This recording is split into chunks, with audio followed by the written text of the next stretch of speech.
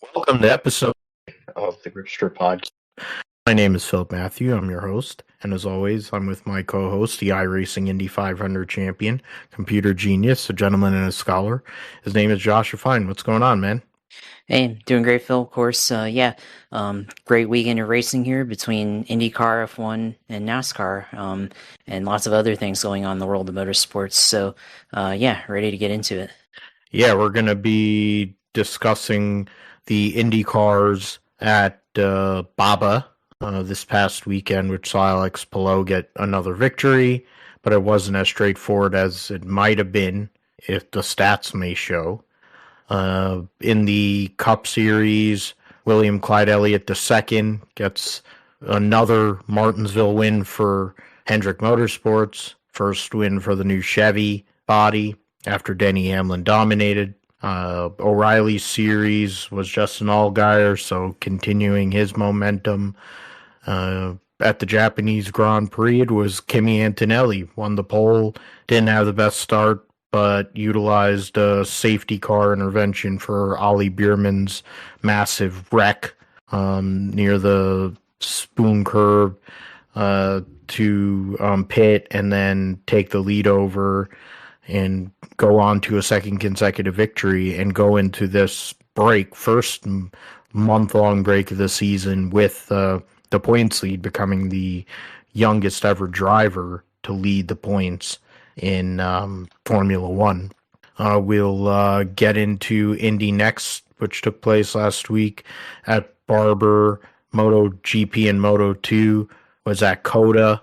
Supercross at Detroit last week. They'll be at St. Louis this week. World Superbikes were at the Algarve. I was wrong on, I thought it was Estrel's Algarve, so my fault on that. And then Super Formula at Motegi. I'll at least try to make an attempt to pronounce some people's names if I know who they are. We'll review and make picks for O'Reilly and Craftsman Trucks at Rockingham. ARCA supposedly is also there.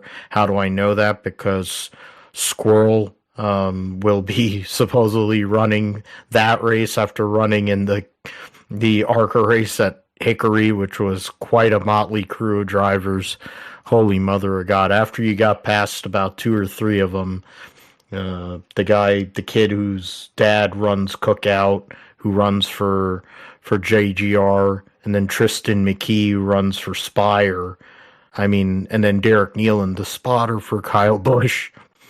The rest of that field was pretty fucking god-awful. But, you know, I guess when you have the money, you can afford a K&N or an ARCA car, then you could start an ARCA race. That's really what that's what happened to the E-Series, ladies and gentlemen. It used to be a stomping ground, a proving ground for drivers.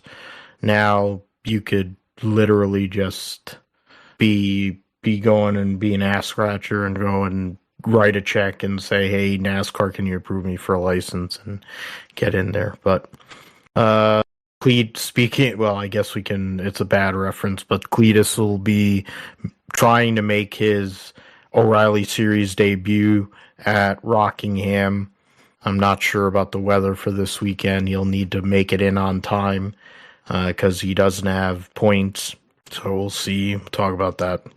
Josh will let us know all things going on iRacing Gaming in the Sim segment, then we'll call it a day. So yeah, let's do the Children's of Alabama Indy Grand Prix at Barber Motorsports Park. Alex Palou qualified on pole on Saturday, and it was a 3-stop race for everybody. There was no yellows. There was a clean and green race, and Palou led 79 laps, but the Arrow McLaren driver Christian Lundgaard and his team had figured out strategy in terms of tire earlier in the weekend, and then in the race trying to get an offset, and were in position possibly to beat Alex Palou if they had a clean final pit stop. Unfortunately for Lundgaard, that didn't happen. They dropped the jack, I think, a little early. They had issues with the right rear tire. There was, I think they had some like fuel. There might have been something with the fuel, like connection coming, like the removal of the fuel hose, but definitely the right rear tire. And from that point, that was it. Palou got the lead back, went off on his way, and gets his second win of 2026, his 21st win of his IndyCar career. What is, likely going to be a Hall of Fame type. We talk about it from last week when they were talking about the Hall of Fame with NASCAR. I don't think it's too early to say the guy's already a Hall of Famer with 4 championships and 20 plus wins. And he's nowhere near done, we don't think so. For Palou, went out there, does Alex Palou things, the DHL Honda, gets the victory. Lundgaard ends up having to pass Graham Rahal late in the race to get back to second. Rahal gets his first podium in 3 years. I can go and get the notes here. Yeah. Palou, he won by 13.27 seconds over Lundgaard. He's won the title both times. He's won at Barber before, so we'll see if he goes 3 for 3. Rahal, Indy Road Course, August 2023. He made the Firestone Fast 6. There wasn't a whole lot of movement in the top 10 here. From the top 11, only 2 cars kind of moved up, really. Lundgaard from 10th to 2nd, and then Scott Dixon 13th to 7th. Otherwise, everybody else in the top 11 started in that realm. So Grosjean started 6th, but had issues and finished 15th. That's the one outlier there. Palou, Lundgaard, Rahal, your podium. Malukas was catching Rahal, started on the front row, finished 4th. Kyle Kirkwood, another top 5 finish for him. Marcus Armstrong was 6th after starting 4th. I mentioned Dixon, Root Beer Floathead, Marcus Ericsson, Joseph Newgarden in your top 10. Alexander Rossi was 11th. Will Power wrecked in practice and qualifying, whatever, and had to start 23rd. Came up to 12th. Pato Award had a terrible day. Finished only one position, couple of seconds out of his teammate, Nolan Siegel. The rookies struggled at Barber with Collette in 21st, Hauger 23rd, and Mick Schumacher in 24th. So, for Palou, it looked like it was smooth sailing.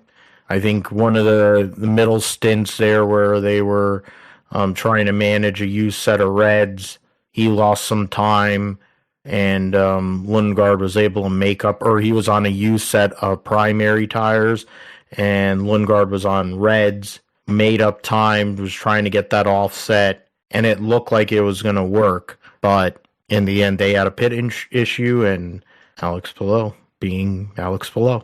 Yeah, Alex Palou is inevitable, as they say. But for him, another win at Barber, another win on a natural road course for Alex Palou there. So, mostly, this race was all Alex Palou for the most part. But like you said, the middle portion of the race, Christian Lundgaard, of course, starting out on the primaries. At the beginning of the race, that allowed him to make time throughout the field, and that led to him being able to take the lead during the pit cycle on lap 50 there, and then he was able to kind of keep his way throughout the field and able to take the lead on that next pit cycle. With close to 25 laps to go there, but then of course right rear tire for the pit crew on his final stop. They had trouble getting it off or getting it on there, so for pit crew, of course, a huge letdown for Lundgaard to try to win the race, because I think it definitely would have been a lot more interesting than what that race had been up until that point there. So yeah, for Lundgaard, a lost opportunity at a early season win, and definitely for Palou back in the winners column, of course now, and once again now in contention for the point standings now.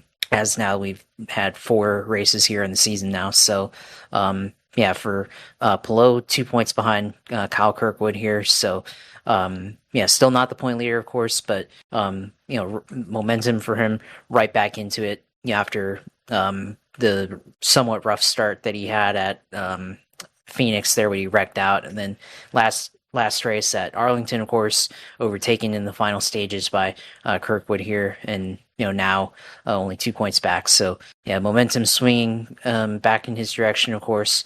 But again for Arrow McLaren, at least for Christian Lundgaard, a missed opportunity for a win, but still within earshot of the championship, of course. On the other end, like you said, his teammate Pato Award, terrible race there for him. So still some work to do there for Arrow McLaren.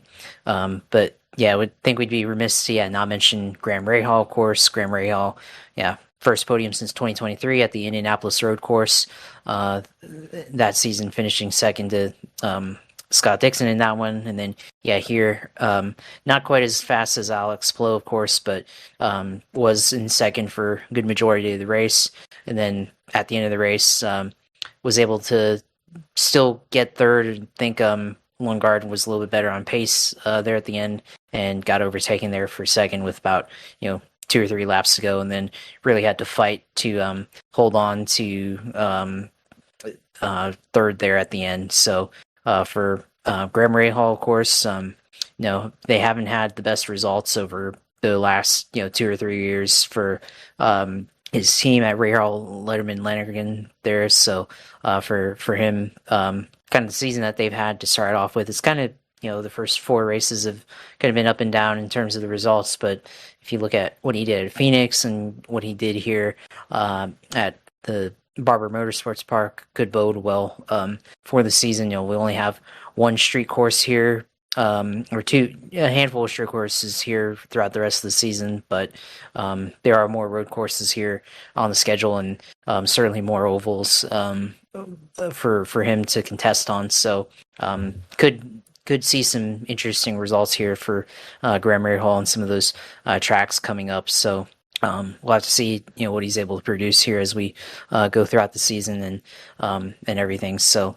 for Palou, of course, I mean, it only really got interesting at the end, and then I think also kind of what helped open that up was him and Mick Schumacher coming off the pits there on his final stop, kind of got held up there by Schumacher, so that kind of opened the door for Lundgaard to potentially take that lead, of course, if that pit stop didn't go wrong there at the end for him. So it was definitely not the best race, but certainly that ending there was at least made it a little bit interesting to watch there. But for the other drivers in this race, with how everything went, I mean, Will Power 23rd to 12th there in that race. So definitely after the qualifying mishap for him, qualifying crash, bit of a good recovery there and made up the most positions there at the end, but although didn't get into the top 10. Scott McLaughlin, of course, really good in practice and everything, but unable to, after the practice crash he had, pretty wild there. Haven't really seen an IndyCar, go through the catch fence there in practice. It was definitely unfortunately for him, definitely a highlight, in the wrong way, of course, but definitely, the only real crashing that happened that weekend, with him going through the catch fence, but thankfully he was okay and everything, he was able to get out. But I guess just the angle of how he was going in there kind of remind me of that crash Joseph Newgarden had in qualifying at Road America a couple years ago, but with that corner with the wall kind of sloped downhill, of course, and he touched the grass there, he spun out and momentum kind of carried him up into the air briefly and then kind of through that catch fence. So thankfully all the safety equipment and everything for the catch fence worked, and he was able to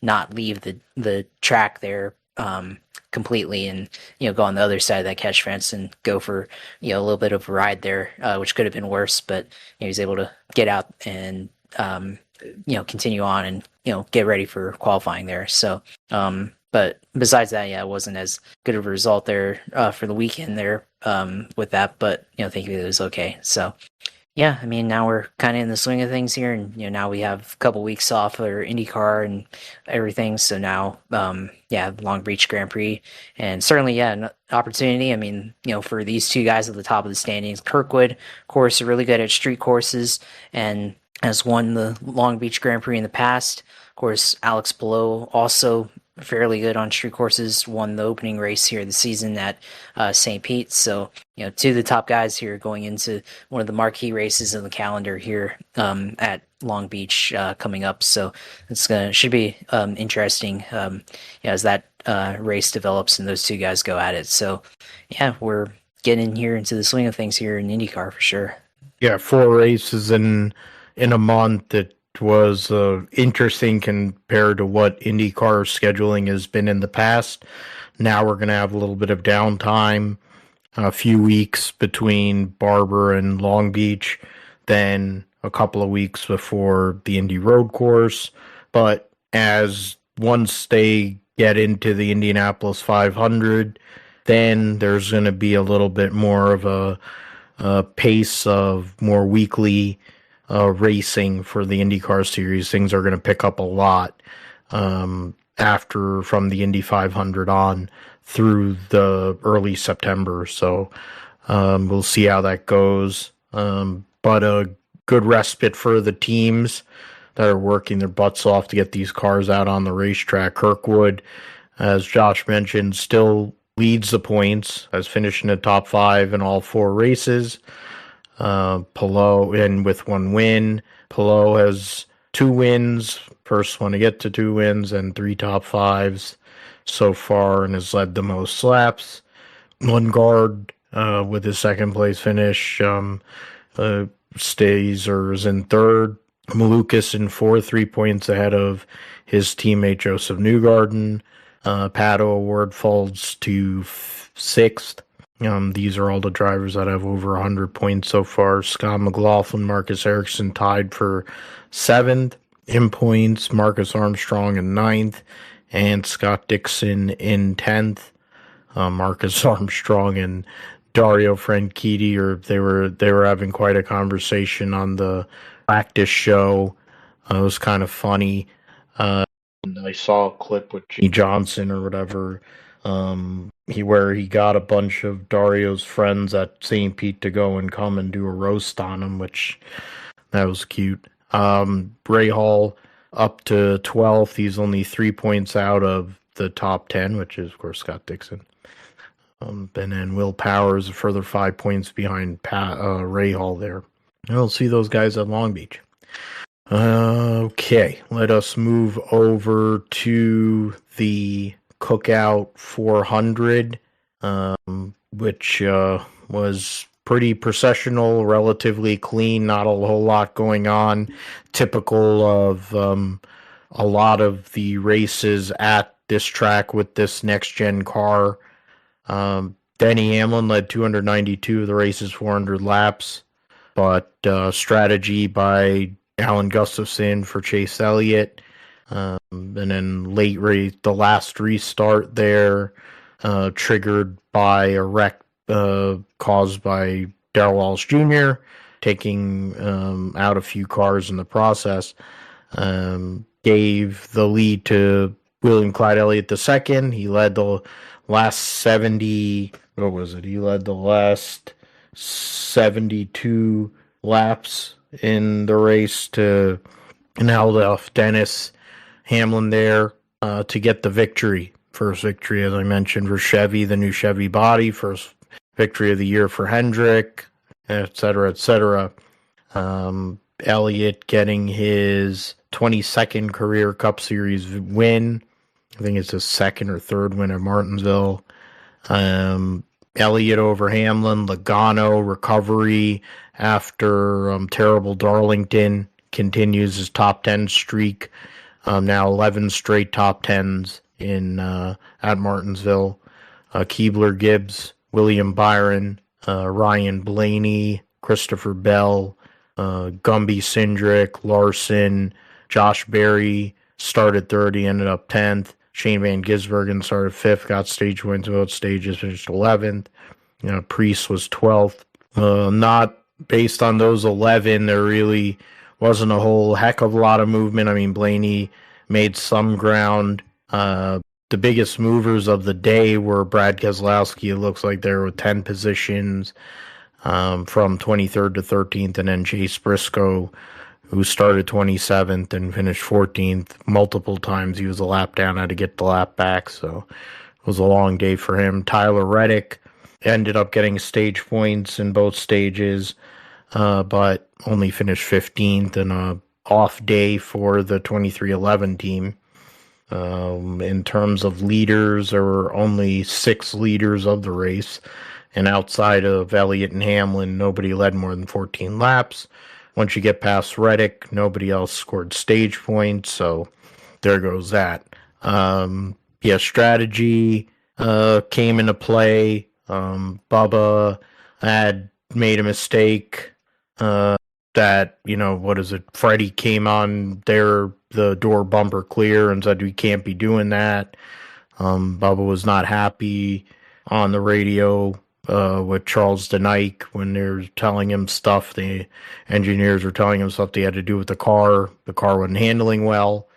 The 2311 team seemingly does well in practice at Martinsville, but then in the race they don't seem to have the same productivity.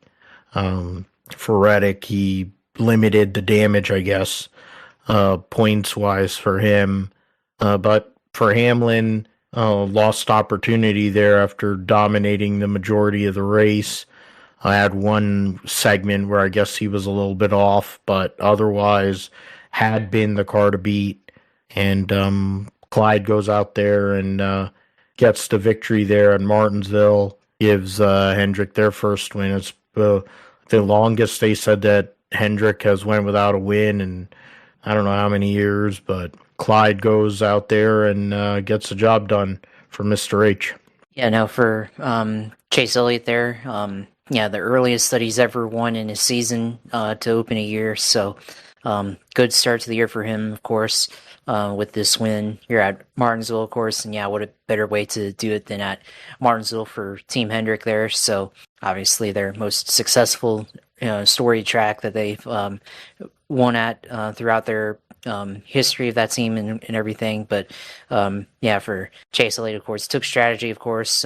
This was otherwise going to be the Denny Hamlin 400 on Sunday. So, they were able to get the strategy right and come out ahead during green flag pit stops. Almost led to him getting overtaken again by Denny, during that green flag cycle, but those cautions there, 2 cautions there at the end. The first one with the debris from Ty Dillon kind of opened the door to letting Chase Elliott get on the same tire cycle as Denny Hamlin there, and then of course Bubba Wallace bumping and then piled getting into Carson Hocevar there that also kind of opened the door there for Elliott to come through with it and hold on to the lead there. Denny, of course, dominating car throughout the race, but then at the end just didn't have it. Thought maybe he would have it on tires, but for Chase Elliott was able to hold him off there at the end, just picking off lap traffic and getting through things efficiently. For Denny Hamlin there, apparently he said he has a loose wheel at the end, so that kind of maybe led to him not being as good, but maybe that's could be true. But then also if you look at the final restart there, he kind of got into ran Ryan Blaney into the wall there, so I wonder if they made contact, how they made contact, if that hurt the car in any way that took away some kind of pace from his team. So for Denny, kind of a missed opportunity there, of course, dominating win dominating race for him. So they'll have to look at that and see, because otherwise, what we would be talking about, instead of Team Hendrick and Chase Elliott getting onto the board this year, we'd be also talking about Denny Hamlin, Toyota. 5 of the first 6 races here won by these guys, but now it's Chevy on the board. So yeah, for Gibbs, they've gone out to have a good start to the year so far, of course, minus your guy Chase Briscoe there for whatever reason, but yeah, Denny had a great race. Ty Gibbs had a good race. Seabell had a great race as well, finishing top 10. So yeah, for Denny, missed opportunity, but also still was able to score the most points in the race there, obviously with the fastest lap point there and winning both stages. So this is the one case where I guess because they tried to design the new point system where the winner is supposed to have the most points scored, but I guess there is an exploit now. If you win both stages and finish second and you get the fastest lap, then I guess you can potentially score more points than the winner if they also aren't in the stage point standings at the end of the stages. So yeah, for Chase obviously didn't get any stage points, so wasn't able to score any, and that's how you score less there than second. So it seems like it's a rare case there, but I'm sure maybe it could happen throughout the rest of the year. But it seemed like to me like Chase Elliott just didn't have the pace compared to Denny, of course, compared to the rest of the field, but they were able to get up there on strategy, of course. Ryan Blaney looked like he had kind of the speed, but of course, at the end got kind of ran into the wall there by Denny there, and so he wasn't able to make too much of that there. So could have, for Blaney, could have maybe finished in third place there. So instead of 6th. But one other guy that probably should have finished top 10, Shane Van Gisbergen, of course, finished 11th, ran top 10 throughout the entire race, and got stage points there as well. So they're showing, before he started full time, that was his best result in the oval. So yeah, he's starting to put it together here pretty soon. So I think oval's starting to really come into play for him. He was good a couple weeks ago at Phoenix, and now he's had almost a top 10 here at Martinsville. So yeah, for SVG, he's starting to click on some good results here. So more consistency there for the 97 crew. So yeah, and then Ross Chastain, of course, kind of had the same. I think he kind of had the same strategy as Chase Elliott there, but just didn't have the same speed and kind of fell back after being up there, on those 2 restarts. So still had a decent run there, leading laps there for his team there. But yeah, of course, the incident with Bubba Wallace and Carson Hocevar, of course. Yeah, that was. I don't really know much to say about that, but I guess with this new point system, you have to pick and choose your battles and everything, and there's evidence, I guess, that this wasn't intentional. If you look at the onboard replay, he wasn't really in the throttle on the center of the corner there. But of course, he also sent it in there into turn 3 and rammed into Hocevar there. So there's obviously had one action kind of led to the other. So obviously frustration kind of boiling over there, and now drops from 3rd in the standings all the way down to 11th, although he is in a tie for 8th, so it's not like he completely fell out of the top 10, but because of the way the tiebreakers work and everything, he's back in 11th place, tied for 8th. So yeah, not really the race that you want to have for Bubba. Of course, 2 weeks in a row now.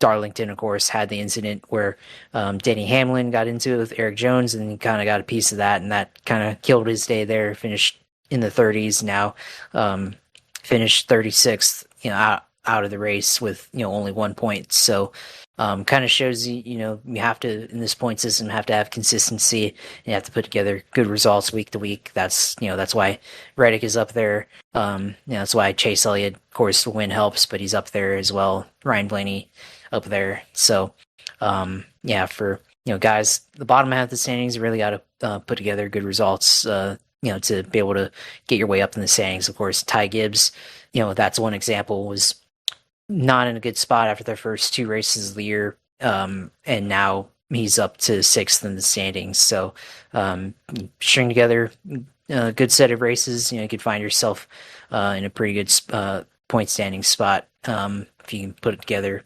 consistent results. So yeah, otherwise, yeah, this wasn't too eventful. Almost kind of like the IndyCar race in a way. Not too eventful on Sunday, but some things did happen towards the end to make it interesting. And yeah, talking about Chase Elliott here, yeah, getting his first win on the year, and certainly putting himself into the conversation early on here into the season of who's going to end up being in that top 3 in the standings, top 4 that we probably will end up being a contender for the championship once the chase starts.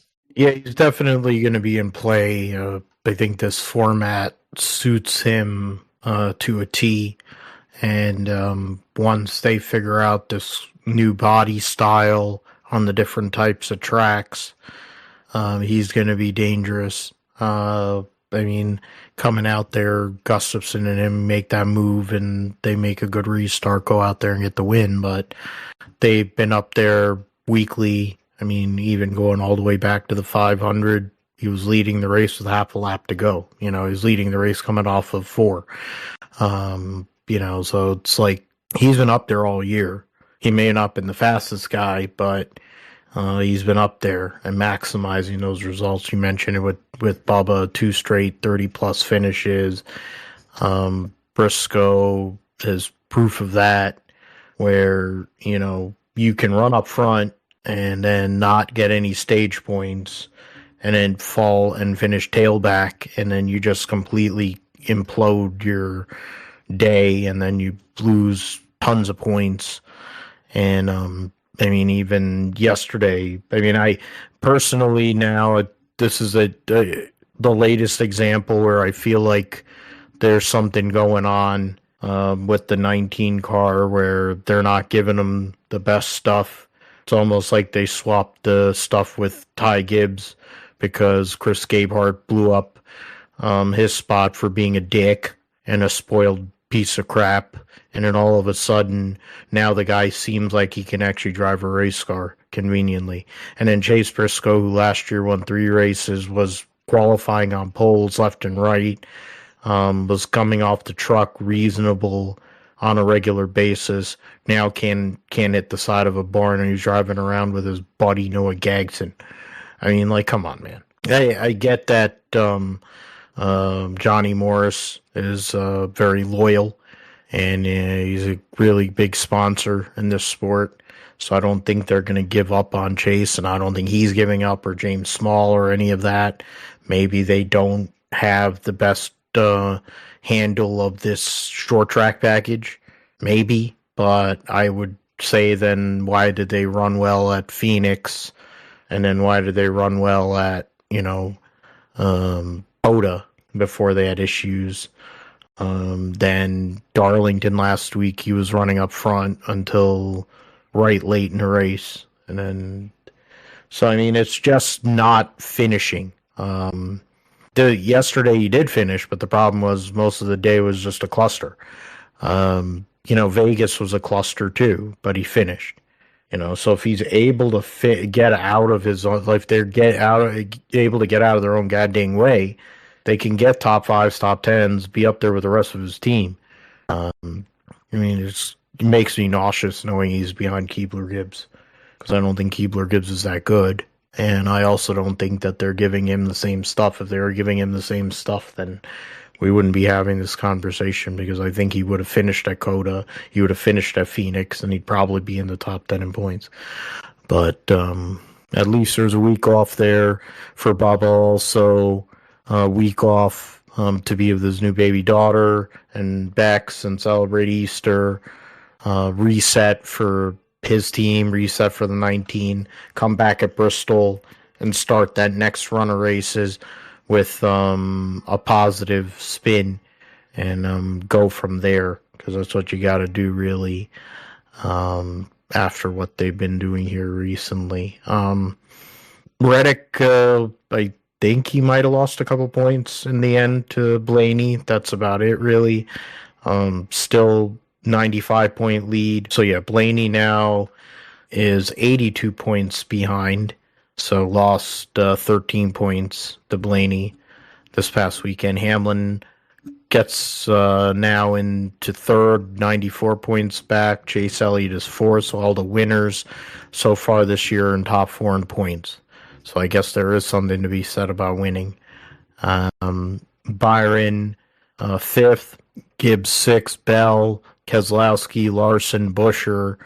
Busher, the big, and Wallace, the two big losers on the weekend. Busher had nothing, had issues, and fell 3 spots in points. Wallace, as Josh mentioned, fell 8 spots. Logano moves up 4 spots to 12th. Priest, Van Gisbergen, and Hocevar, Suarez, your 16.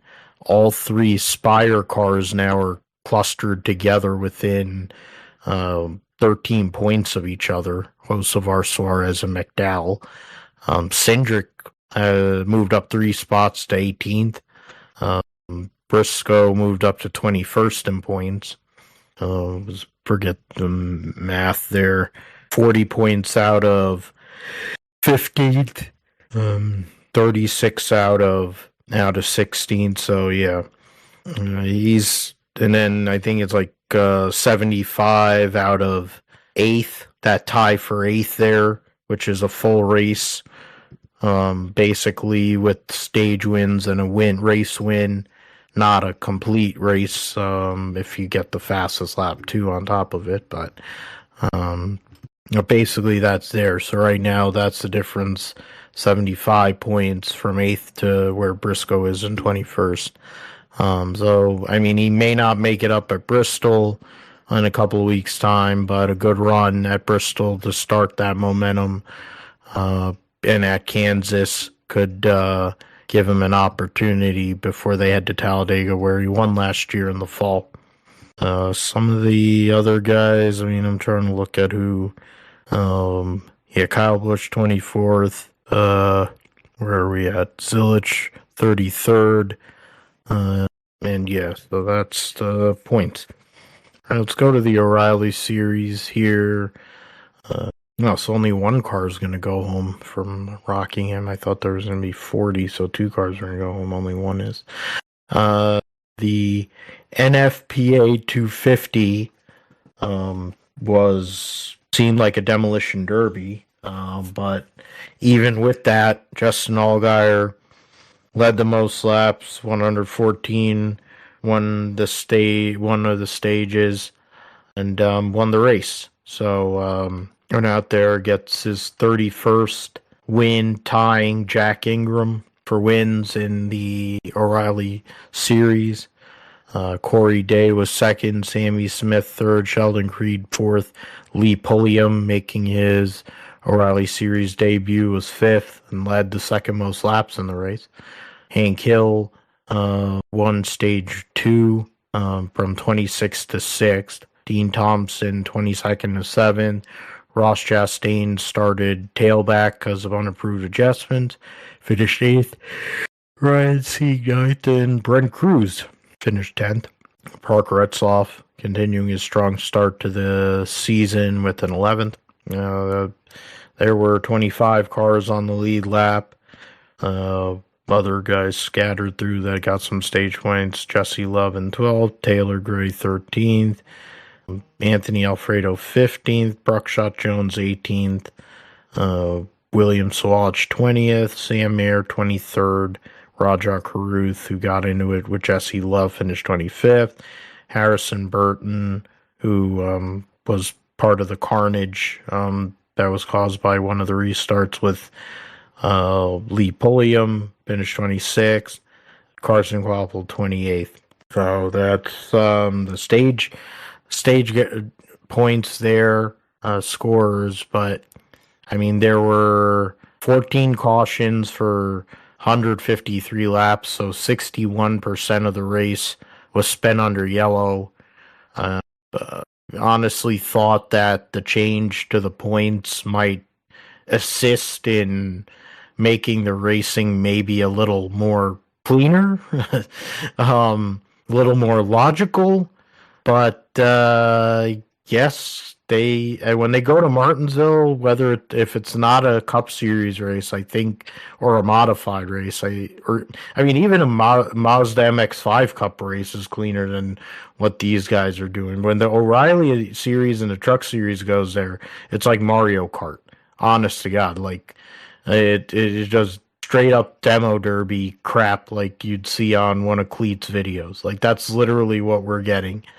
But in all of that, you need to be able to make it to the end and give yourself a chance. And Allgaier's doing that. And after probably what was a close call and what he might have felt was a missed opportunity last year, granted, Connor Zilic was the better. He won more races and all that stuff. And JRM, they had been so dominant through the whole year. I think Justin Allgaier's going out there with an intention this year, Josh, to go and try and win an elusive second championship as he adds on to what might be Hall of Fame numbers, depending on who you are.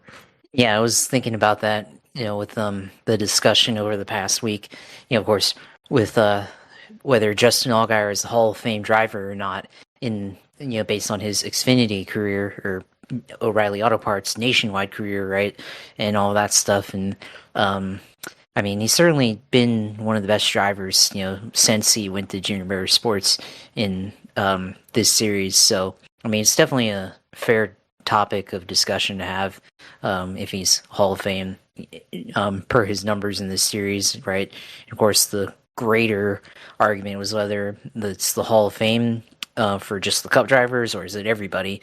And then people online were talking about like some of the old guys like Jack Ingram, Sam Ard, those guys who were the foundation of this series back in the day, when it started, and those guys should be in the Hall of Fame. But that was also a different series compared to where it is now. So it's definitely an interesting discussion. I kind of lean towards yes. He's putting up Hall of Fame numbers in his run here, but it could go either way. So, but for now, of course, continuing to dominate this season, of course, now with this win here, now he's at 3 wins on the season here so far. So, early on here, Justin Allgaier's looking like the early favorite to win this championship, of course. And maybe if he wins the championship, he hangs it up because he's starting to get up there in age. Not quite yet 40, of course, but it's definitely been in the the nationwide Xfinity O'Reilly Auto Parts Series since 2009, a couple years in Cup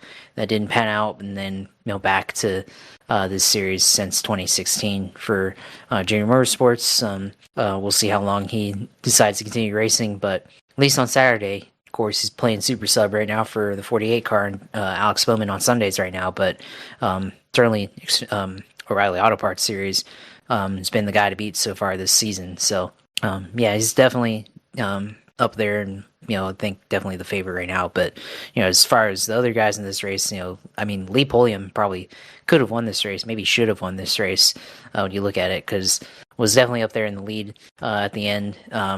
Last set of cautions, of course, had problems on the restart, whether he missed a shift or spun the tires, just couldn't get going. That's what led to that big accident that led to the red flag there that took out his teammate Carson Hocevar there, who was running well at the time, of course, running top 5 for Junior Motorsports there. So for Pulliam, of course, still first race in NASCAR competition here in the O'Reilly Auto Parts Series. Longtime short tracker here, getting an opportunity from Dale Jr. to at least have a taste of what it's like to race in the big leagues here. But having an opportunity like that, so could lead to more opportunities. Maybe I don't know if it'll be a Josh Berry like thing, but certainly shows that at least on the short tracks, you can put him in one of these good cars and he can contend for the win there. So I'd like to see him. Maybe he'll come back in the fall of Martinsville, maybe potentially, or something like that, or another short track race. But definitely could see him back in this 9 car for sure. Corey Day, of course, finishing second, continue to improve on the year, quietly putting up top 5s and top 10s, and ever since the couple of incidents that he had to start the year, he's definitely simmered down, I think, and started to put up results week after week. So good to see him kind of cleaning it up here there. So the last caution, I guess because the caution on the last lap of the race, Roger Carruth got into it with I think Jesse Love, and then they had a discussion on pit road. Apparently that was a fairly mature discussion between two young guys there. So for Raja, I think Raja was running in the top 5 too, and he led 18 laps, so or top 10, and then ended up getting his day kind of screwed over there the final lap there. So and then Jesse Love got into it with him there at the end. So for Raja, of course, first race back in the 88 car after being in the 32 last couple of races here. Not the result he probably wanted.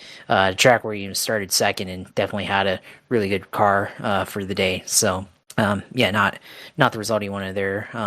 Another guy, Brad Perez, of course, sponsored by Bubba Wallace amongst other people, crowdfunding him their 21st in the 42 car, so good result for him being able to run this race with support from other people, showing him what he can do in this series when he at least has good funding there. Garrett Smithley, of course, maybe the most intriguing paint scheme of the weekend with the Windows XP theme going on there. I like that. That was pretty cool. One of the OG operating systems back in the day for people like me. So that's pretty cool. But all these cautions and stuff throughout the race, 14 yellows, hardly really ever a green flag run. I mean, there's one green flag run here on the lap count, two green flag runs here on the lap counter where they went over 30 laps. That was the beginning, and then the middle of stage 3 there. So it's just typical Martinsville racing here. It seems like for the second tier NASCAR series, truck series right up there as well. It's just because it's a lot of young guys trying to prove themselves, trying to do something, and then this track's tight racing all around, and it just leads to this type of thing. So I think it's just the product of the people competing in here and everything. Whereas the Cup Series, if we were running the old car, Gen 6, maybe not 14 yellows, but there'd definitely be a lot of guys cleaning each other out like you see in trucks and O'Reilly's. So, I think next gen makes it look a little bit different, but it's just how Martinsville has always kind of been for these guys and everything. But I think even the late model series races, the 300-mile races that they do for late models, I think even that has some argy-bargy going on in there. So I think it's just typical Martinsville. But I would like to see at least some type of clean racing, green flag racing here this series at Martinsville. I don't think the point system changed anything, but maybe when they come back in the fall, when it's one race to go before Homestead, maybe there'll be some semblance of clean driving, especially if the title is on the line in this series, which I could be in doubt if Justin Allgaier continues to dominate the way he has. Could be decided by Martinsville in the fall, but if it isn't, they'd better hope that there's at least a clean race so that championship doesn't get affected. But I think probably easier said than done. But it's another wild O'Reilly Series race here at Martinsville. Yeah, and I agree with you on the fact that I think probably something to do with who's driving, and then just desperation, I guess. If you're not up front, you're trying to get up front, so you're willing to do whatever. So you're going to ship it and destroy somebody. If it doesn't destroy you, it doesn't matter. But for Allgaier, kept it clean, kept it reasonable. Pit stops were good, and put himself in a position to get that job done for Pulliam.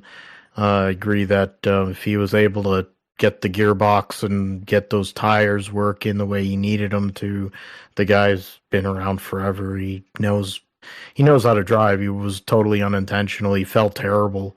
Junior was sitting there. They were dying laughing on the broadcast, listening to Junior's comments on the radio to Pulliam. But for Lee Pulliam, there's emotion, a lot of emotion this past weekend with for him, for getting this opportunity after so many years.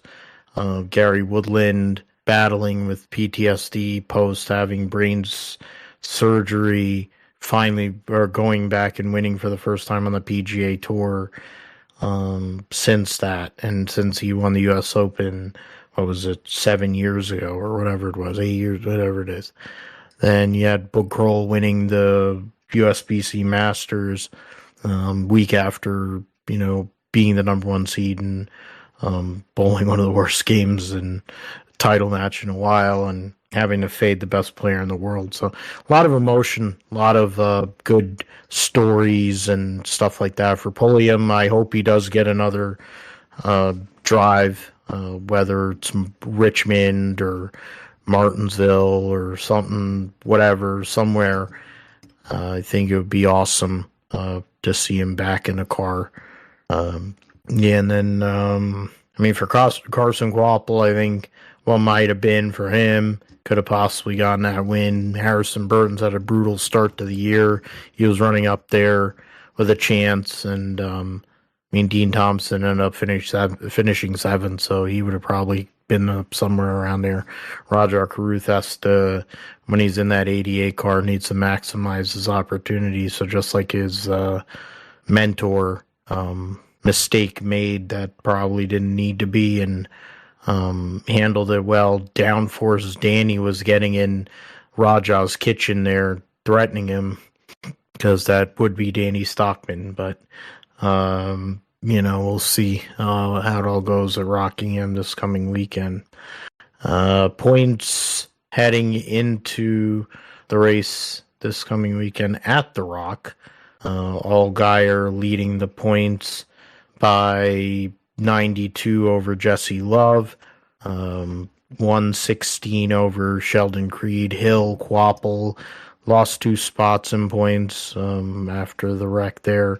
Sammy Smith in 6th, Corey Day, Buckshot Jones, Parker Retzloff in 9th, Roger Carruth 10th, Mayer and Gray. So no changes in the points from 6th on back. Anthony Alfredo moves up after a solid run to 13th. And remember, he missed the first race of the season with this 96 team at Daytona and they had to buy a ride for him for points. So interesting how that has worked out for him. William Sawalich, point behind Alfredo. They're 20 and 21 points back of Gray. Ryan Sieg up there, 24 points back. Brennan Poole, 25. So that's a cluster there amongst those 4 drivers. You have Jeb Burton up there. Dean Thompson made up 4 spots. Brent Cruz, after not being in the last few races, moved up 8 spots to 21st. He's still 71 points out of 12th, so gonna need to win, honestly, at a minimum multiple wins, I think, because he's gonna be missing some of these shows until he turns 18, so we'll see how that goes. All right, Formula One Japanese Grand Prix, Suzuka classic track, with the the qualifying was interesting, somewhat intriguing in terms of how they were having to do it with these new regulations. Was able to catch the race, thankfully, because I saw the timings falling in and out of sleep on Saturday. Oscar Piastri actually started a race, so we would have lost out on, I guess if we had done the McLaren bet, we'd have lost out on that one, even though Lando Norris did have issues with his battery, whatever system, whatever they call it, and now his energy stores or battery, whatever it is, he's used up all his full allotment of them, and they're only 3 races into the season, which is not good for them. But McLaren's actually started the race. and actually made it to the end. The Mercedes had a bad start again, but they came back through quickly. Ferrari, at least with Lewis Hamilton, along with Andrea Kimi Antonelli, who had started on pole, benefited from the Ollie Bierman shunt at Spoon Curve, triggered by Franco Colapinto's slowing Alpine. So there was that. Lance Stroll did DNF. He did DNF on lap 30, so I guess I was sort of right. One Aston Martin DNF'd at lap 30, not both. Fred Alonso, post the birth of his son, actually finished the race and finished a lap down. So there is that. But Antonelli used the safety car intervention for Bierman to pit. From there, after the restart, ran off and ended up winning by 13.7 seconds over Oscar Piastri. Leclerc ended up finishing third after Lewis Hamilton had issues trying to defend, had power issues that relegated Lewis from third back down to sixth, where he started the race, actually. Leclerc, Russell, Norris, Hamilton, Gasly, great weekend for him. Fishlips was eighth, complaining the whole way, bitched at a reporter, whining like a little piece of shit that he is, saying that he may leave the sport leaves Formula One after this year. And I'm like, all right, go ahead. A lot of his fans will be sad about it, but I won't be. He can go and run GT3s, and then he'll complain in a GT3 car because the guy's got character defects anyway. Liam Lawson and Esteban Ocon, and two guys that are driving for their jobs, finished 9th and 10th. Audis fall just short of points there. It was a close battle between Lawson all the way 9 seconds separating the drivers 9th through 14th. And so that was the Toro Rossos, the Audis, the remaining Haas, and then Isaac Hadjar there.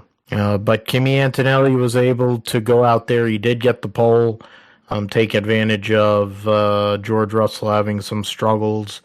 And then on Sunday, utilized timing in his favor to go and make that pit stop. And then once he got in the lead, he just got away. And the youngest ever points leader in the history of the Formula One World Championship is Andrea Kimi Antonelli, Josh. And he gets to sit on that for a good month now because of our current circumstances in the world. Yeah, it's going to be a good month to be the F1 point leader here for Kimi Antonelli for sure. But yeah, I mean, he's gotten out to a tremendous start here to start the year, and 2 wins. I mean, between him and George Russell, I mean, I think obviously probably one of them is going to end up winning the world championship. I think. I mean, yeah, it would be crazy if it was Kimi Antonelli at the young age that he is, but we'll see how things shake out here over this month as teams try to figure out the new regulations and everything. But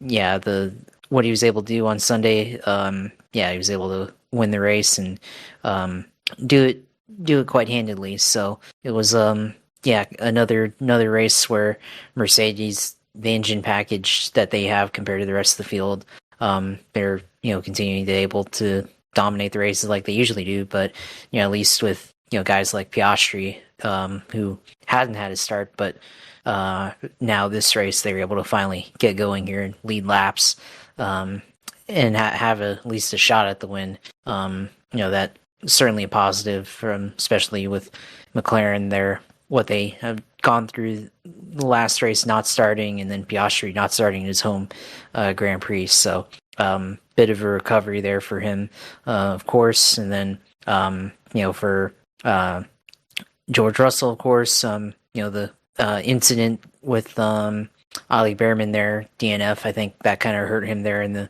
pit cycle, and that definitely didn't work out in his favor there to be able to win the race there. So Yeah, for Kimi Antonelli, I mean, yeah, with the situation and everything, the schedule, they get a chance to sit on the point lead here until they go to Miami Grand Prix at the end of the or at the beginning of May. So it'll be a good little while we don't have F1 racing here. But on the other hand, gives some of these other teams a chance to make up whatever deficit, for Ferrari deficit that they have to Mercedes right now. Of course, Red Bull trying to salvage what they can to keep Max Verstappen happy, if anything. So we'll see if that ends up playing out in any type of way. But yeah, it's going to be a good long break here. But especially with the way that the crash with Ollie Behrman shook out. Obviously a lot of concerns for safety here with the closing speeds of these cars, with the battery and battery management. So it's definitely a fair discussion to have with if there needs to be any changes made here. So we'll see what they make out of it. But yeah, it was definitely a hard hit for Ollie Behrman there. When with the wreck he had, so glad to see him come out of there okay and no injuries there. Certainly, definitely would be swift action to take if he did get injured there. But yeah, it was not a good look there, regardless there, and everything. But yeah, for Verstappen, I mean, yeah, it's definitely. I mean, he's contemplating retiring from F1. He'll go race GT3. I mean, shoot, let's get him into the truck. Let's get him into the truck series. So, yeah, why not? He races the truck series on iRacing. Let's experience it in real life. But no, it's I mean, it's a fair discussion to have. And I mean, I think it's actually, I mean, yeah, it's bitch fest or whatever. But I mean, he's pretty much indicated that if it wasn't fun for him anymore, that he would stop doing this. And I mean, it's quickly seeming like it's not fun. For him. And I mean, there's a lot of criticism with this battery management regulation stuff, with the way the power split is, and how especially like during qualifying, like you're not flat out like you are, and makes qualifying kind of look like a joke, and a lot of people kind of starting to pick up on what this really is and everything. And yeah, for this series, I mean, it's not an endurance racing event. It's a hour and a half at most, 2 hours race and everything. So yeah, I wonder what adjustments they'll make to these regulations. But certainly for Mercedes, they've hit the ball out of the park here with these rules and being able to take advantage of it. So we'll see what changes they make over this next month of having no racing. So we'll see what they do. But yeah, it's definitely a fair discussion to have as far as that. But yeah, the side bet that we had, of course, Aston Martin, of course, yeah, Alonso finished the race a lap down, and yeah, had read about some of the issues that they had throughout the weekend. It seems like on Friday they were testing out a different I guess different package or something, and the vibrations in the engine went away. But then they came back on Saturday during the practice and qualifying there. So we'll see what kind of changes they make, what kind of adjustments that they found, because they brought something, I guess, different for Friday that they could try out to try to fix the issues, and it seemed like it worked. But I guess they still need more data to figure out if they can implement it, for a whole weekend there. So that's interesting there. But yeah, El Padre finished the race there for first time this year. So yeah, I guess in its home track, the Honda engine was able to at least complete the race there. So yeah, it's interesting there. But yeah, I mean, now we have a month off, and I mean, circumstances aside, I mean, to be honest, I'm not too doesn't really bother me that we're missing out on racing at Bahrain and Saudi Arabia. I mean, it's 2 races, yeah, but of the tracks to not care about, I mean, it doesn't really matter to me about not racing in Saudi Arabia or Bahrain. I mean, if it was like Spa or Monza, yeah, it'd really suck, but not really fan of those 2 tracks. So I guess, yeah, we get a month off until the Miami Grand Prix, which, yeah, F1 coming back to Florida, that should be interesting here. And there'll be more intrigue now with that Miami Grand Prix, being that there'll be this long gap. Bahrain over the years has become all right, better for racing. I'm not sure if it was going to be so good with this car, considering the current circumstances, but yeah, any way we can avoid going to Saudi was fine by me. After this Easter break, NASCAR will be back every week anyways. IndyCar is only going to race once this month, next month. So, I mean, it's going to be a little leaner in April before it picks up again in May. For Formula One, though, I mean, for Kimi Antonelli, he goes out there, gets the job done, and is showing maturity well beyond his years. Piastri momentum run for him. What has been a downturn and downward spiral of sorts since the Dutch Grand Prix last year, looked like his old self, and that's a good thing. Outperforming Lando, and has been outperforming Lando for the most part. So when he's been able to be on track, so kind of shows that he's still there, still got it, and gives himself a boost heading into there. Yeah, if Verstappen wants to leave, it's whatever. He can go and run his GT3 car. He can run his sim. And what was it? Gluck and Bianchi were talking about how much money it would take for him to go and run an IndyCar or run NASCAR or whatever. We know NASCAR's full of cash, so if they really wanted to get Max Verstappen, they probably could. So that's, I know IndyCar ain't going to do it, even though Roger Penske has enough money to go and give to Orangeade, but we'll see. And I don't, because he doesn't want to run ovals in an IndyCar, but he doesn't have to run ovals. He doesn't have to run Indy. I'm trying to think what other big track they run other than Indianapolis. I don't think they run any other big track. They only run short tracks after that. Phoenix is 1 mile oval, so I mean, if he wanted to run IndyCar, he really could. That would be cool. I could deal with that. At least I think he would actually not be such a dick if he was in an IndyCar. But it would be interesting to see him actually have to learn those cars and how heavy they are and whatever and manipulate it, but he'd probably be able to figure it out. We'll see what happens, but I think he'll be in a GT3 car, obviously, as you said, before we get to that point. Drivers' standings heading into this first break, month-long break of the season.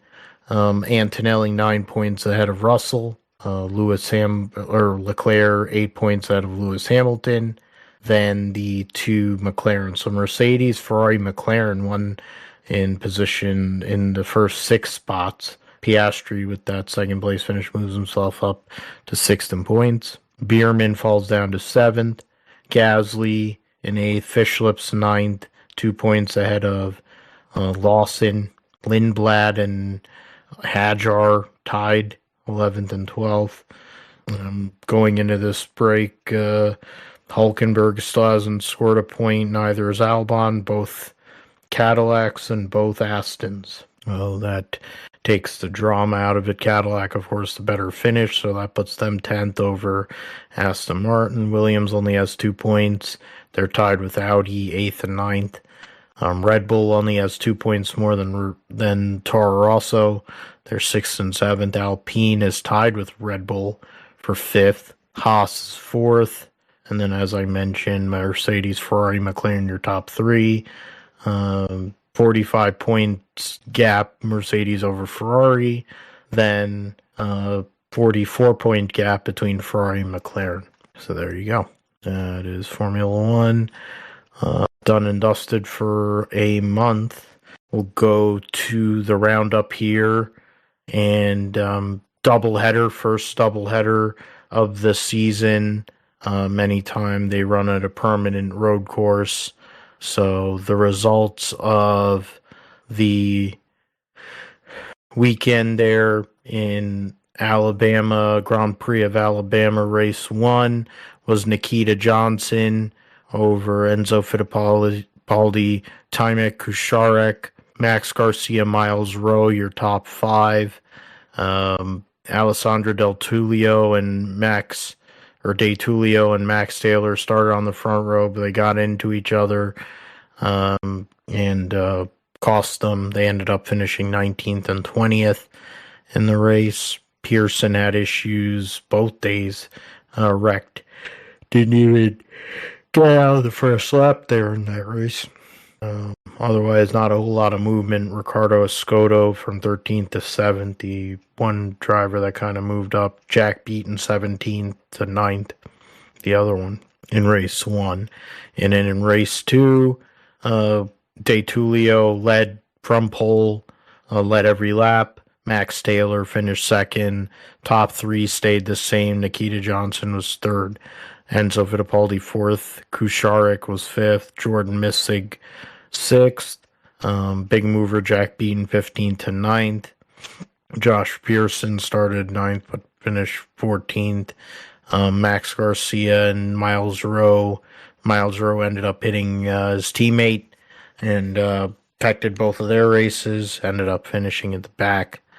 The standings heading into a break before they run at the Indy road course for a doubleheader. Nikita Johnson has a 23-point lead on Max Taylor.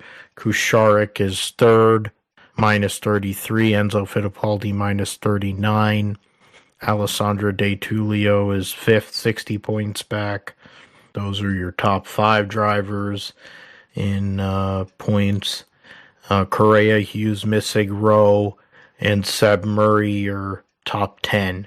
MotoGP ran the U.S. Grand Prix this past weekend at Circuit of the Americas, and Marco Bezzecchi continues his winning ways, winning a 4th consecutive race for fifth consecutive race, because he won the last 2 of last year and has won the first 3 of this year. So yeah, it's a 5th win in a row for Marco Bezzecchi. Red Bull US Grand Prix, beats his teammate Jorge Martin by just over 2 seconds. Pedro Acosta was third for KTM.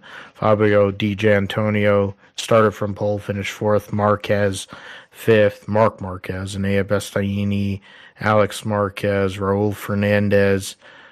On the Trackhouse KTM, or Trackhouse Aprilia, was 8th.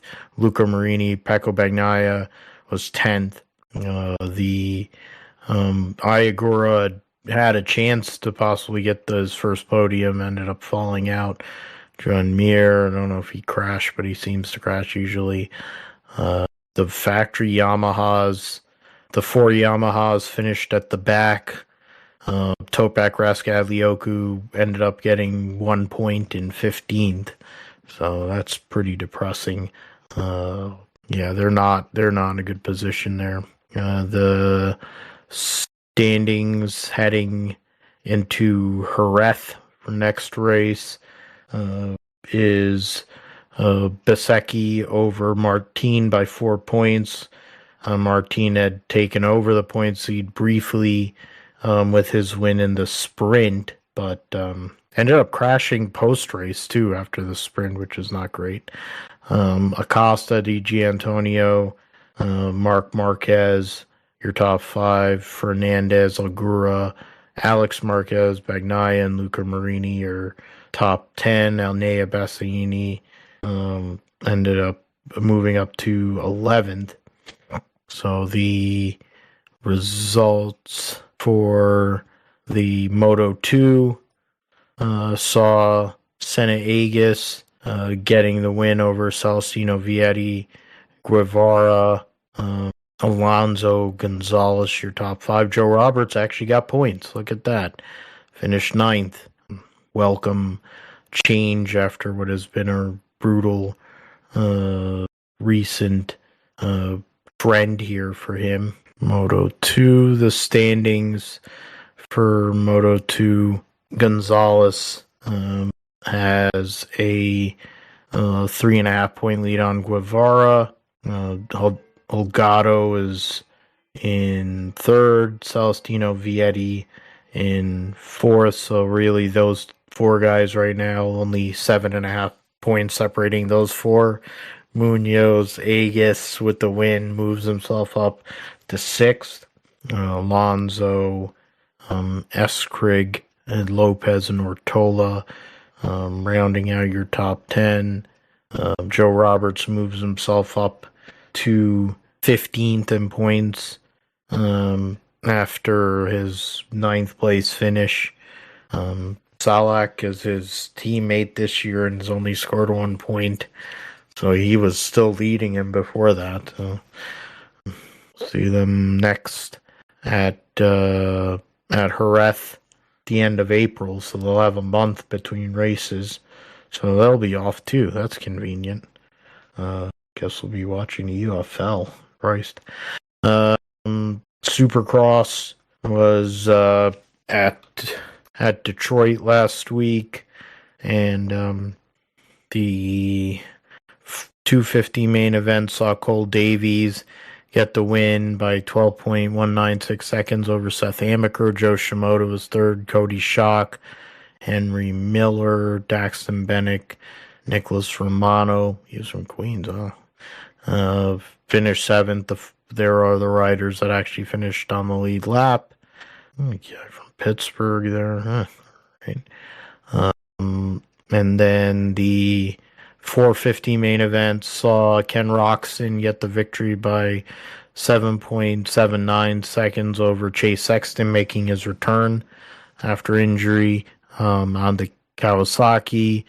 Malcolm Stewart getting a podium there on the Husqvarna. Justin Cooper, Eli Tomac, your top five. The story was Hunter Lawrence had issues. I think he crashed there at some point during the race, and that he had damage that rendered him finishing 18th. So even though Eli Tomac did not have his best race, he gained points and took over the points lead. Dylan Ferrandis returned from injury on the Ducati, finished 7th. Jordan Smith was the last bike on the lead lap in 11th there on the Triumph. Kawasaki had 2 bikes in the top 10 there. So there's that. That's okay. So then the points heading into, so for the 250 East, Cole Davies has won 3 consecutive rounds and has a 2nd and a 5th. He's 9 points out of Seth Amaker, who won at Daytona. And that was where Davies finished 2nd. Joe Shimoda's 3rd, 14 points back.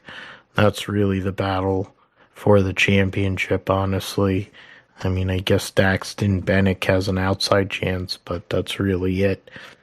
And then in the 450, Eli has a 4-point lead on Hunter Lawrence. He had given up, 8 points over the last 2 races, and then gained 13 on Saturday. So now he's 4 points ahead of Lawrence. He's only 14 ahead of Roxon. Cooper Webb's 26 back. So it's still a 4-rider race for the championship. 4 different manufacturers, no less. So that's pretty cool. Justin Cooper in his own island, really. Chase Sexton missed 3 rounds, and he's still 6th in the points. Joey Savacci, 7th. Malcolm Stewart, who had 2 last-place finishes this season, is 8th. Jorge Prado's missed 3 races himself, is 9th. Then Justin Hill, 10th. Dylan Ferrandis, only 1 point, or 7, it's not 1 point, 7 points out of 10th. He missed 3 rounds, essentially. So, see how that goes over there. They'll be at St. Louis this weekend, and then the following weekend will be in Nashville, Cleveland, Philly, Denver, and then Salt Lake to end the season. So they'll be racing every week here the rest of this season. World Superbikes were at the Algarve in Portugal, and was Nicolo Balega ends up continuing to do work. Results there, he won all 3 races at Portugal. Iker Lecuona, his teammate, finished second in all 3 races, and Miguel Oliveira, the Portuguese rider in his home race, finished third in all 3 races. Garrett Gerloff ended up having a good performance in race 1. The Super Pole race, think, what was it? He only finished 14th in that one. And then in the second race, in race 2, he fell out late in that race. He crashed late in the race there, so went from possible top 10 in points to nothing there. So unfortunate loss of points there for him. But yeah, so then that we'll go to the points. Balega, maximum points there so far, 124, 30, 54, 56-point lead on Lecuona, who has an 8-point lead on Axel Bassani. Oliveira is now 4th. Alex Lowe's and his brother Sam are 5th and 6th. Garrett Gerloff 12th in points. 1 point behind Andrea Locatelli, 3 behind Alvaro Bautista in 10th. Gerloff is in there with Danilo Petrucci, only 7 points off of him, so still all to play for.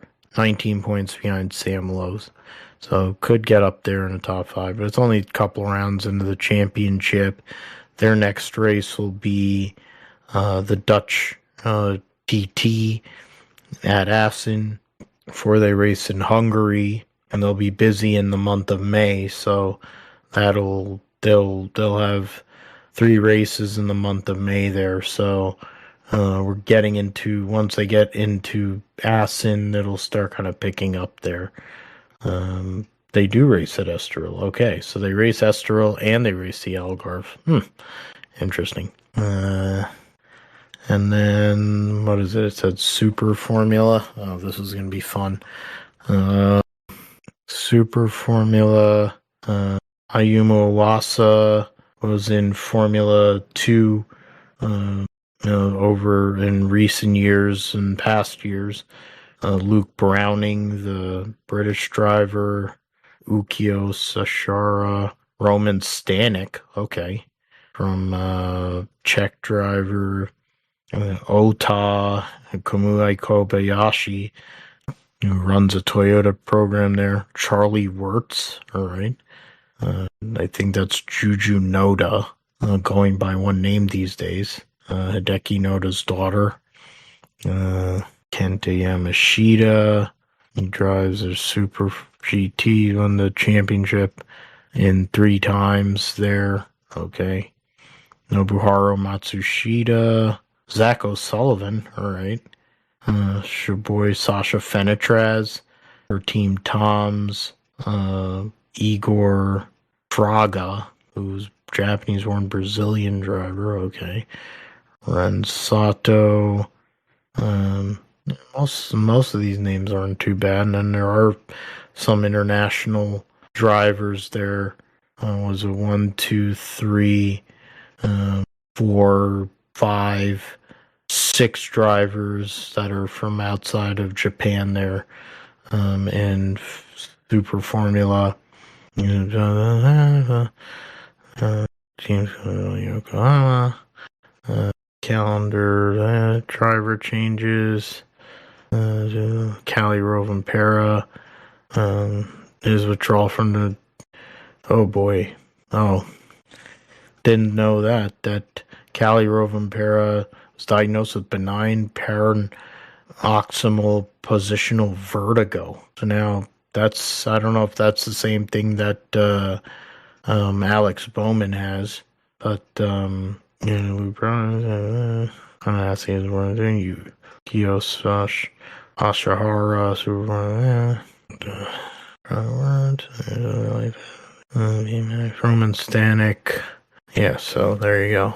Mobility Resort Motegi. Topless, Suzuka. There's 2 races there. So Motegi is that actually is that's that'll be this coming weekend, yep. Then they'll be racing at Autopolis. They'll have a month break before they race Suzuka. Then they'll have a couple months before they race at Fuji, Sugo. Wow, they have huge gaps. It's kind of crazy. Interesting. All right. So let us move forward into our picks preview here for the Rock. Return last year. They repaved the track at Rockingham. They'll be racing on Friday for the trucks. Black's Tire 200 and 38 for 36. So there will be a couple of vehicles that go home.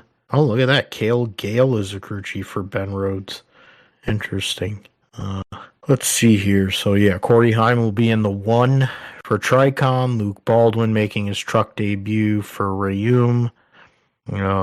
Connor Hall making his debut for Nice. Mike Shiplett, the crew chief there. Adam Andretti driving for Tricon in the number 5. Sammy Smith in the number 7 for Spire. Wallig has not named anybody for the number 10. Or is Corey LaJoy? Corey LaJoy is running the 25. So that's interesting. They still don't have anybody for the number 10. Wonder if they're going to call AJ Allmendinger to do it again. Go through, Corey LaJoy there in the 25. Clayton Green, 22 for Ayum. Parker Eatman for Nice in the 42. Landon Lewis in the 45. Michael Christopher Jr. Will also be in a Mohawk Northeast truck. Another modified driver, someone who drove in the Ram race for a seat. The MBM number 69 truck doesn't have a driver. Carson Hocevar will be in the 77 for Spire. Justin Carroll and his family number 90. Caleb Costner and his own number 93 there. So that's the entry list. Let us see here. So picked first. So Josh, you get first dibs here. Who are you looking at as a winner and a wild card for Friday afternoon's race? Good Friday race at Rockingham. Yeah, racing on Good Friday. How about that? I'll go with go chalk here. Go with Corey Heim win at Rockingham here in the 1 car. I'll pick him as my winner. Wild card. This is tough. I'll go with Mini Tyrell. It's my wild card this week. All right. So, Craftsman Trucks at Rockingham. Josh goes Corey Heim to win and Mini Tyrell wild card. For me, I'll go with Caden Honeycutt to get his first career win, and then my wild card will be Michael Christopher Jr. in his truck debut. So win and Michael Christopher Jr. card. See how that goes. Move over. Didn't even have to look at the points for that one. O'Reilly Series will be the North Carolina Education Lottery 250. Actual 250 laps in that race. It says 39 for 38, so one vehicle will go home. The 5 for Hettinger is actually going to be driven by J.J. Ely this week. What's it called there? Brent Cruz, another week in the 19. Nick, sponsor there. Blaine, Andrew Patterson, another race with the 32.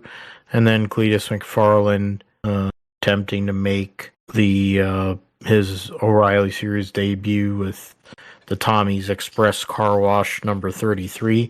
Robert Stramiska is his crew chief. The Gase number 35, no driver listed. Blake Lothian, and then the 55, nobody listed in the 42 for Youngs as of right now. Roger Cruth running the 88 again. LeBay in the 91 for DGM. And Dawson Graham driving Mike Harmon 74. So I will go first here. And my winner for this weekend's race will, I'll go chalk and I'll go Justin Allgaier. Go Justin Allgaier to win. And then my wild card, I have to bring up the point standings here in terms of drivers. Maybe do the owners and make a little bit of a difference. There's 28 drivers, so could go. I mean, it's 3 each, but he hasn't run every race this year, so I'm going to take Brent Cruz. Let's see here. So O'Reilly Series at Rockingham. Bill goes with Justin Allgaier, Wynn, and Brent Cruz. Wild card. All right, Josh. It's all on you. See who you pick for winner and wild card.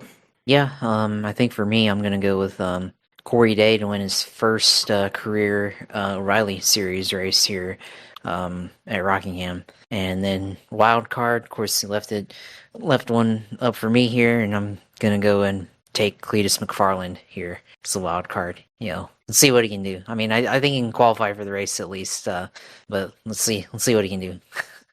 Who was the asshole that had RCR equipment and then failed to qualify? There's some douchebag who was an ARCA guy, and he had money, but he ran over people. I'm forgetting his name. He was a douche, and then he failed to qualify in an RCR number 33. This is a few years ago. Oh, this is I think I remember this too, but I don't remember who the driver was.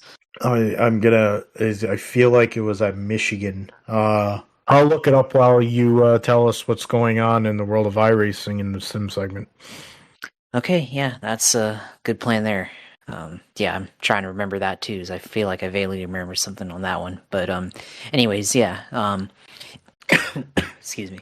iRacing, for me on iRacing, I mean, we had talked about 12 hours of Sebring and everything. I mean, that went down over the weekend. If you were on iRacing, that was the main event.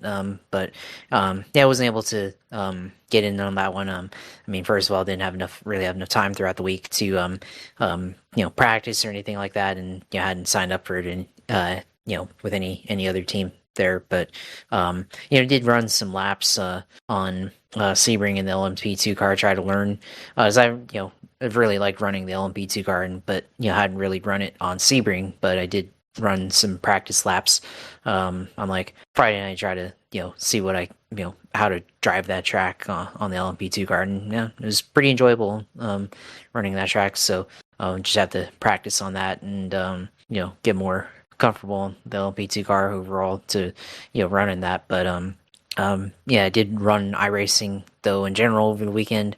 Ran Daytona, the 87 car, got wrecked on lap 10 because I chose to run the high line in 3 and 4, and then the guy in front of me bounced off the wall, got loose, started spinning, and then overcorrected back to the right and right into me, and then that took me out there. And then tried to run the Gen 4 car at Texas on the old Texas, and then front stretch, battling for 12th place side by side. I move up just ever so slightly and get hooked right into the wall. So it was my mistake there, misjudged it completely, and then got hooked into the wall. So a little bit of misfortune here on the old track side, and then and I did run the Cup Series at Martinsville, and then of course, I mean, we talked about the O'Reilly Series, Truck Series at Martinsville. I mean, it's the same deal on iRacing as well, just caution fest.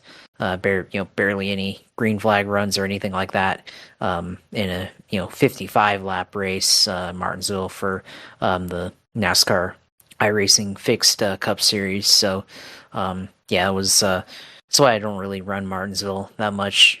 Maybe they should have ran the Xfinity. Maybe that would have, or the O'Reilly, the open setup one, that would have maybe been a little bit better. But it's always just been, short tracks are always just a caution fest on iRacing. So there's always a lot of contact as well. So you always end up with 8x at least on incidents there. So I always end up maybe only running that less, 1 or 2 races, if anything, whenever the series is at that track on the schedule. But and then I did GR86 at St. Petersburg and was running well there, top 10.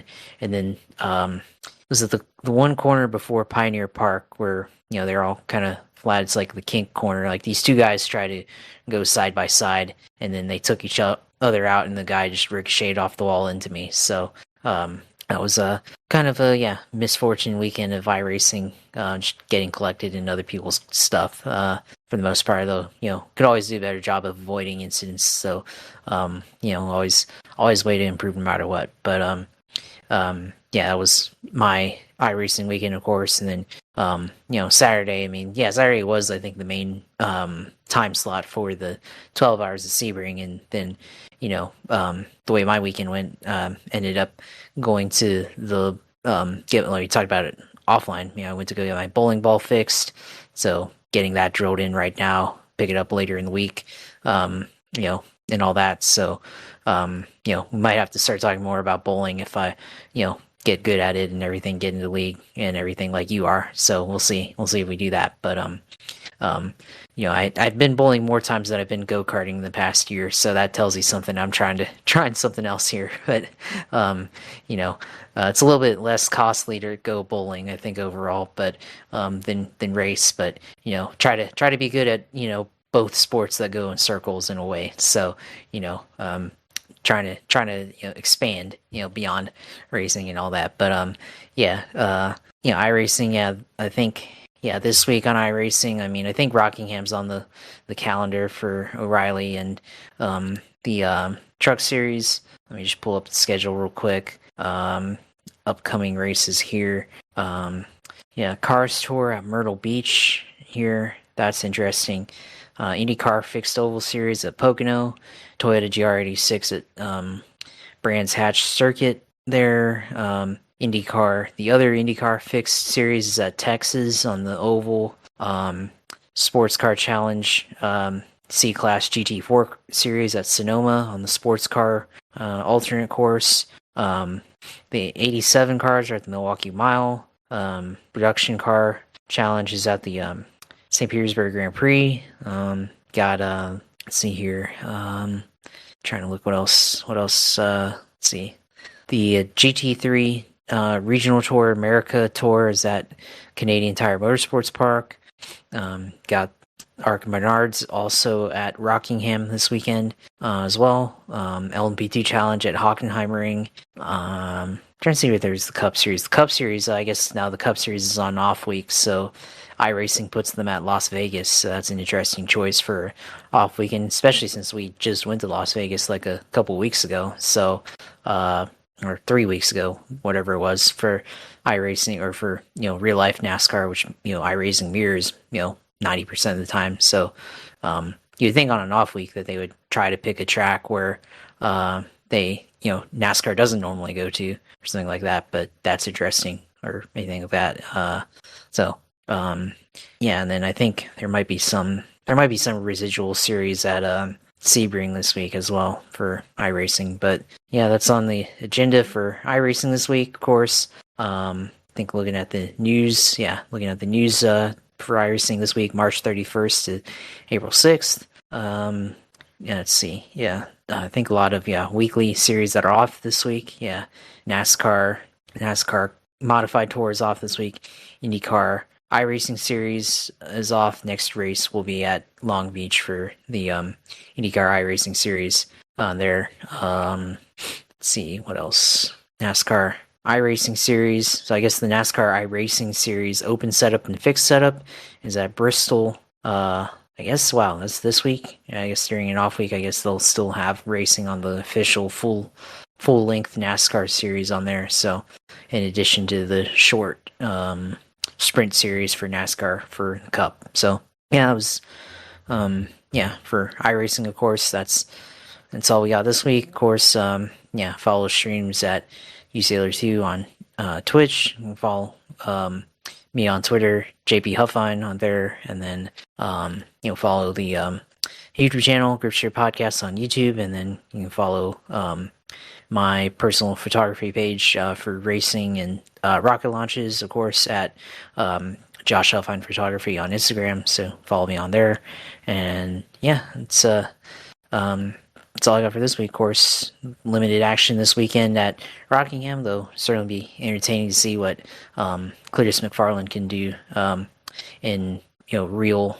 Xfinity car here, or O'Reilly Series car here this weekend. So saw somebody link a video to him doing a test. So I'm gonna have to go watch that after this and see how he did, and definitely bring some extra attention to that race here this weekend. So yeah, looking forward to all that and doing all that. So yeah, glad to be able to talk about it, of course, here this week. Yeah, absolutely. We always do it. I've been doing it for around 7 years now, so it's always great. Something to look forward to every week. And that was the video in terms of his test. It was like almost an hour session.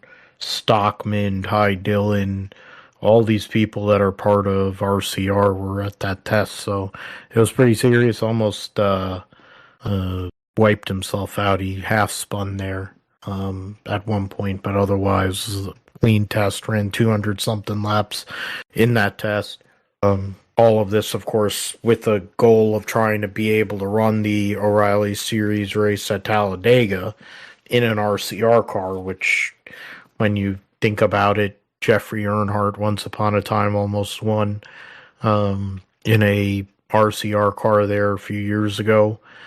It would be not a complete, not the same level, but we'll see if he's able to get through Rockingham and be able to do that. You can find me at PGMatthew28 on Insta, or PGMGSP28 on Instagram, PGMatthew28 on Twitter. Find the Gripster Podcast, obviously, on our YouTube page, as Josh mentioned.